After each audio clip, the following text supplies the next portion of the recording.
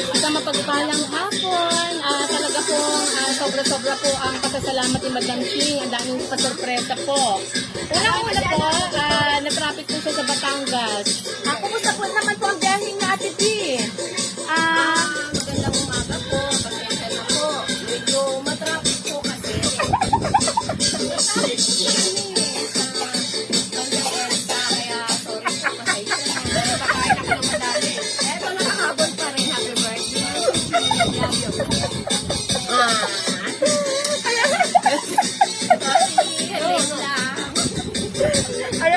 Ayan po ang pasurpresa po ni Ate B kay Madam Ching. Kain na po kayo Ate B. Alam ko po malayo po ang biyahe nyo.